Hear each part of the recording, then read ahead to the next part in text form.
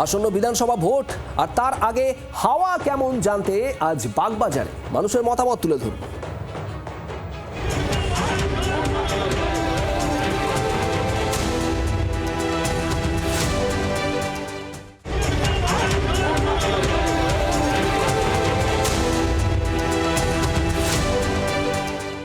হাওয়া কেমন?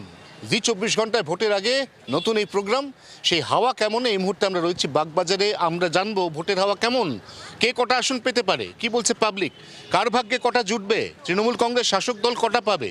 বিজেপি চাইছে মুসলিম ভোটটাকে ভাগ করাতে। এটা পশ্চিমবাংলার দিদিমণিকে যদি সরাতে হয়, এক হচ্ছে মায়েদেরকে দিদিমণির কাছ থেকে সরাতে হবে, দুই হচ্ছে মুসলিম ভোটটাকে দিদিমণির কাছ থেকে সরাতে হবে। হুমায়ুন কবির তো নিজেই ডিগবাজি খায়, একবার বিজেপি, একবার তৃণমূল, একবার কংগ্রেস। তার তো নিজের কোনো অস্তিত্ব নেই। সে মানুষের কথা, মুসলিমরা তার কথা শুনছেই না।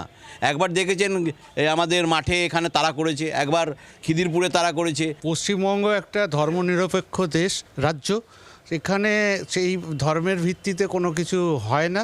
এবং হুমায়ুন কবির আমার মনে হয় না বাবরি মসজিদ যে ইস্যুটা নিয়ে উনি হাইলাইট করছেন, এটা খুব একটা কাজে আসবে না। মুসলিম যদি পোলারিটি দেখা যায়, যে হিসেবে আমাদের কেন্দ্রীয় সরকার বলবো না, আরএসএস চিন্তাভাবনার লোকজনদের নিয়েই বলবো, তো তারা যারা হিন্দু হিন্দু হিন্দু হিন্দু রাজ্য বলে যাচ্ছে, কিন্তু আমাদের বাংলায় সেটা কোনো রকমভাবেই ইফেক্ট করে না।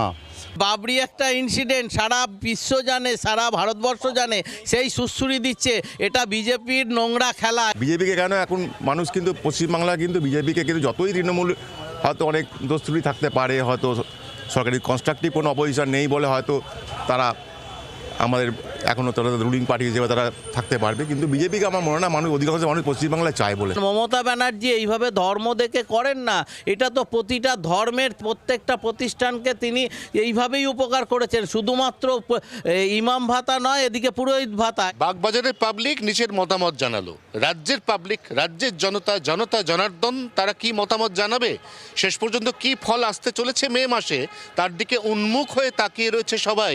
অতএব এই মুহূর্তে বাগবাজারের হাওয়া তো বুঝলাম, অন্য জায়গার হাওয়া কেমন জানবো প্রতিদিন, প্রতি মুহূর্তে, প্রতিনিয়ত, শুধুমাত্র জি 24 ঘন্টায়।